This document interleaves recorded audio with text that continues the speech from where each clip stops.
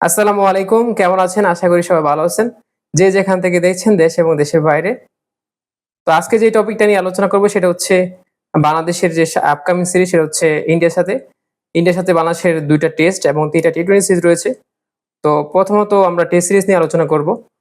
ইতিমধ্যে ভারত তাদের ১ম টেস্টের জন্য ১৬ সদস্যের স্কোয়াড ঘোষণা করেছে। তো ভারত টেস্টের কথা বলতে গেলে আগে একটু ফিরে আসি সেটা হচ্ছে পাকিস্তান সিরিজের কথা। পাকিস্তান কিন্তু বাংলাদেশকে ওইভাবে শক্তিশালী প্রতিপক্ষ হিসেবে দেখে নাই। আমরা পাকিস্তানের মাটিতে পাকিস্তানকে হোয়াইট ওয়াশ করেছি, তাও আবার টেস্ট ক্রিকেটে। এটা বাংলাদেশের ক্রিকেটের সবচেয়ে বড় অর্জন বলতে গেলে বলা যায়। তো এর ফলে যেটা হয়েছে ভারত কিন্তু একটু নড়েচড়ে বসেছে। সেটা হচ্ছে ভারত কিন্তু এবার তাদের যে স্কোয়াডটা দিয়েছে ১ম টেস্টের জন্য ১৬ সদস্যের, সেটাতে রয়েছে অভিজ্ঞ, তারুণ্যের মিশ্রণ। আর বিশেষ করে রয়েছে ৪ জন স্পিনার, ৪ জন পেসার এবং শক্তিশালী ব্যাটিং লাইন আপ। বাংলাদেশকে কিন্তু ভারত এবার কিন্তু ছোট করে দেখেনি। কারণ বাংলাদেশ যেহেতু পাকিস্তানের মাটিতে হোয়াইট ওয়াশ করেছে, সেটা হচ্ছে টেস্ট ক্রিকেটে। সেই হিসেব করতে গেলে এটা বাংলাদেশের সবচেয়ে বড় অর্জন। তো এটা দেখে ভারত ক্রিকেট বোর্ড পাকিস্তানের মতো ভুল করে নাই। তারা কিন্তু বাংলাদেশকে শক্তিশালী প্রতীক হিসেবে দেখছে এবং ১ম টেস্টের জন্য তারা ১৬ সদস্যের স্কোয়াড ঘোষণা করেছে। তার মধ্যে ৪ জন স্পিনার রয়েছে।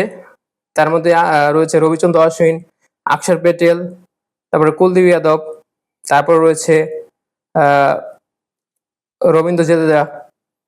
আর সবচেয়ে বেশি যেটা বলতে গেলে তাদের কিন্তু তরুণ কিছু পেসার আছে। তারপরে ইয়াস দয়াল আছে, তারপরে আকাশদীপ আছে।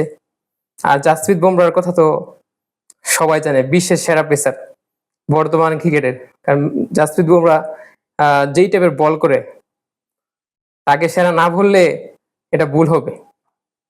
তারপর যেটা বলতে চাই, আর তাদের টপ অর্ডার তো শক্তিশালী। রোহিত শর্মা, ইয়াশবি জয়সাল, তারপরে শুভমন গিল, বিরাট কোহলি, লোকেশ রাহুল, সারফরাজ খানের মতো অভিজ্ঞ প্লেয়ার তো রয়েছে। ঘরোয়া ক্রিকেটে সারফরাজ খান কিন্তু অনেক রান করেছেন।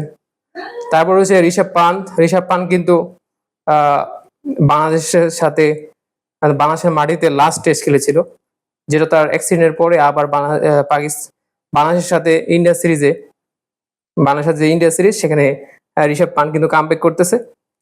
তো সর্বোপরি ভারত কিন্তু ভালো একটা দল ঘোষণা করেছে, যেটা আমাদের বাংলাদেশ ক্রিকেটের জন্য একটা পজিটিভ দিক। কারণ বাংলাদেশকে সবসময় কিন্তু ভারত অবহেলা করতো, সেটা থেকে কিন্তু ভারত সরে এসেছে। ভারত কিন্তু ১ম টেস্টে যে স্কোয়াডটা দিয়েছে এটা খুবই শক্তিশালী স্কোয়াড। তো আমাদের বাংলাদেশও এখনো স্কোয়াড দেয়নি।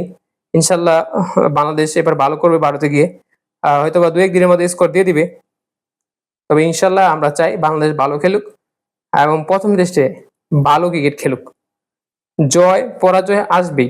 তার মানে তার মানে এমন না যে আমরা ভালো ক্রিকেটটা খেলবো না। আমরা চাই বাংলাদেশ ভালো ক্রিকেট খেলুক, বিশ্বের দরবারে বাংলাদেশের নামকে উজ্জ্বল করুক। ধন্যবাদ সবাইকে। অন্য কোনো ভিডিওতে অন্য কোনো বিষয় নিয়ে কথা হবে। ধন্যবাদ সবাইকে। আসসালামু আলাইকুম।